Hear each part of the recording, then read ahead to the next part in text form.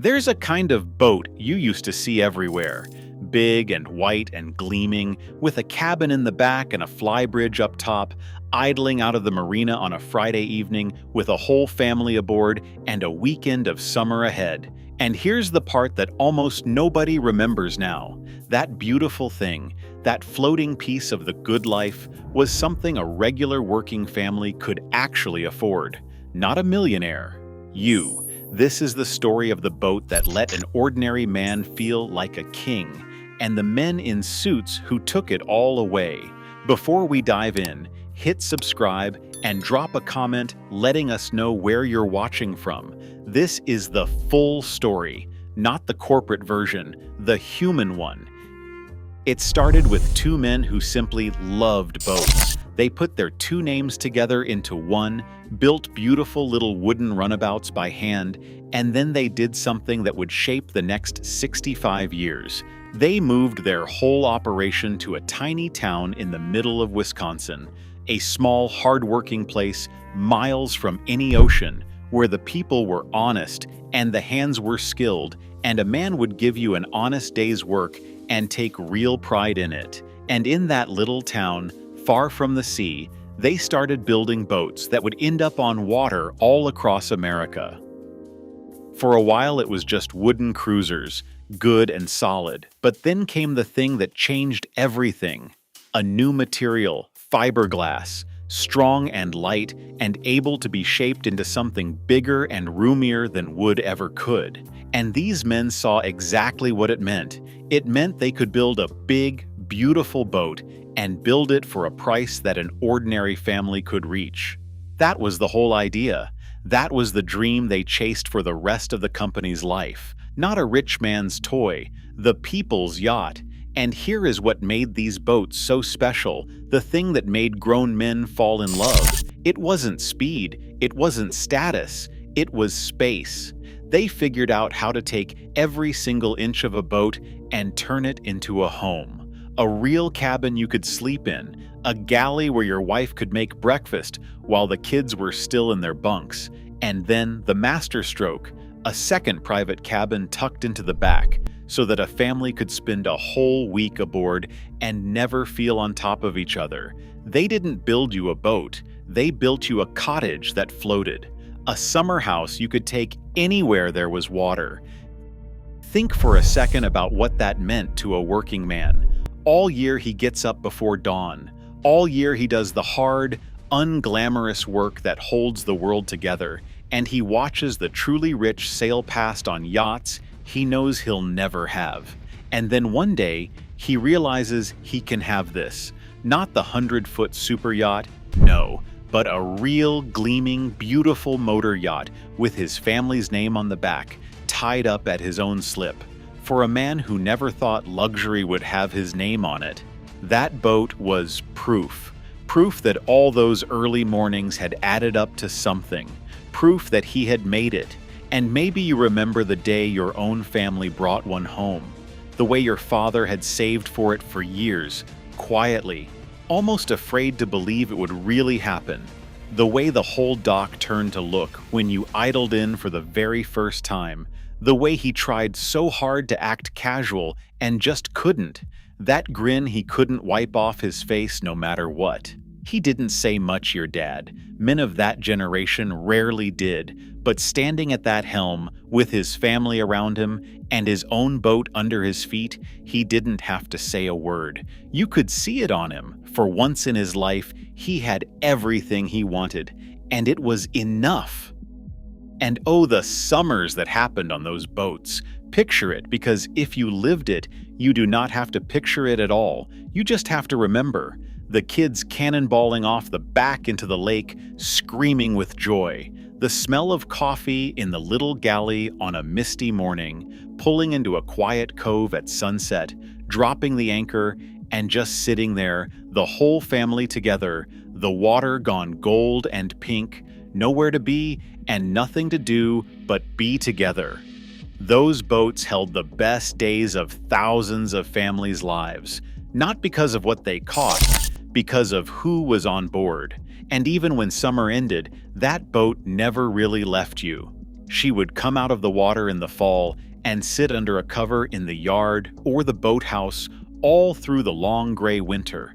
On a cold Sunday, a man would walk out there just to look at her, maybe wipe down a rail, maybe just stand there with his hand on the hull, breath fogging in the cold, already counting the weeks until spring. Because that boat was not just fiberglass and chrome to him, she was a promise that the hard winter would end, that the family would be together on the water again, that the best days were always just a few months away. People do not feel that way about a possession. They feel that way about something they love. And back in that little Wisconsin town, the people building them knew it. This was not a faceless factory. Fathers and sons worked that floor side by side. A man could build boats there his whole life, the way his father had before him, and every single hull that slid out the door carried a piece of that town's pride with it. 1,400 people, building close to 800 boats a year, and the whole community living and breathing on the strength of that name. For decades, that town and that boat were the same thing. To build a Carver was to be somebody, and they were good at it, so good that this little brand from the middle of nowhere became one of the most recognized boats in all of America, found on the water in every corner of the country. It should have gone on forever. It did not. And the reason why is the part that still makes the people who lived it angry to this day. Because a success like that, a beloved, profitable, well-run little company, it draws a certain kind of attention. Not from people who love boats, from people who love money. And in time, a Wall Street man, a man whose entire business was buying up companies and folding them into giant empires, set his sights on this little Wisconsin builder. He scooped it up and added it to a sprawling collection of boat brands, more than a dozen of them, stacked one on top of another into a tower so big that at one point nearly 1 out of every 9 boats sold on planet Earth belonged to this one man, and on paper it must have looked magnificent, but the whole tower was built on borrowed money. Year after year, the empire did not actually make a dime of profit, it just paid out fortune after fortune in interest on its mountain of debt. People who knew boats saw it coming from a mile away. They warned him plainly that you cannot pile everything into one wildly up and down business and survive. That all it would take was one bad storm in the economy and the whole thing would come crashing down. He did not listen, and the little Wisconsin company that had done nothing wrong, that was still building beautiful boats, just kept getting quietly buried deeper and deeper under somebody else's debt. The first crack came from somewhere nobody expected. A new tax landed on expensive boats, meant to take a little something from the wealthy.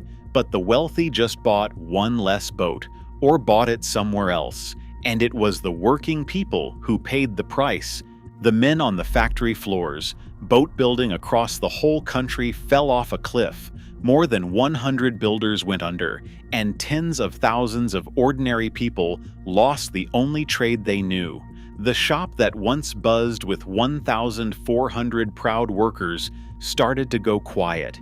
The tax was eventually undone, but the wound it left never fully healed.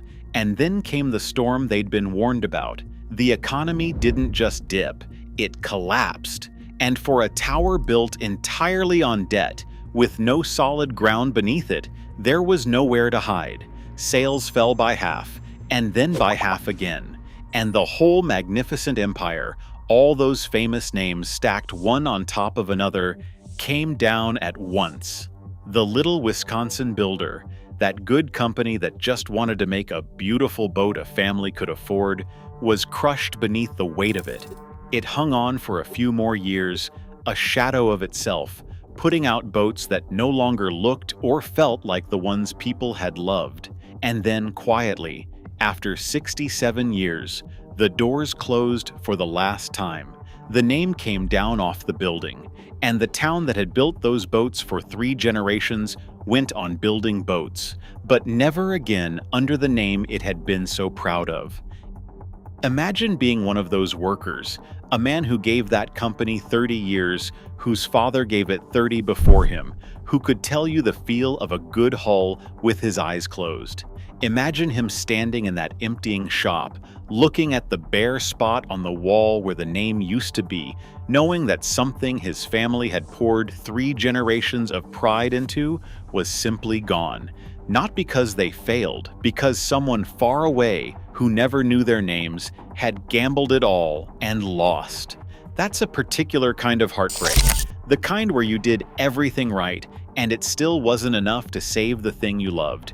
And that's the part that ought to make you ache. Because the boats never stopped being good. The people in that town never stopped knowing how to build them. The families never stopped loving them. The only thing that failed was a number on a spreadsheet in an office far away from the water, decided by men who never once smelled the coffee in that little galley, or watched a child leap off the back into the lake. They didn't kill a bad company. They buried a good one. But here's the thing they could never take. Those boats are still out there, thousands of them, still gleaming, still loved, still idling out of marinas on Friday evenings with a new generation of kids cannonballing off the back. The men in the suits are long gone. The empire is dust. But that beautiful floating cottage, the one that let an ordinary family feel like royalty for one perfect summer weekend, she's still out there on the water tonight, carrying somebody home. And some of them are being handed down now, like heirlooms. A man who learned to swim off the back of his father's Carver, who fell asleep as a boy to the water, slapping that hull. He's grown now, and his dad is gone. And one day he goes looking for that same kind of boat. And when he finds her, tired and faded at the back of some marina, he brings her home and makes her beautiful again, so his own kids can feel exactly what he felt. Because letting that boat disappear would mean letting go of his father and the summers and the boy he used to be. And he is not ready to do that. He may never be. So the boats live on, carrying 3 generations of the same family across the same water, every memory still aboard, and every time one of them slides past at sunset, gold light on a white hull, somebody on the dock who knows the story feels their throat go tight, because you can bankrupt a company, but you cannot bankrupt a memory, and those they never repossessed. If this story stayed with you, hit subscribe so the next one finds you when it's ready.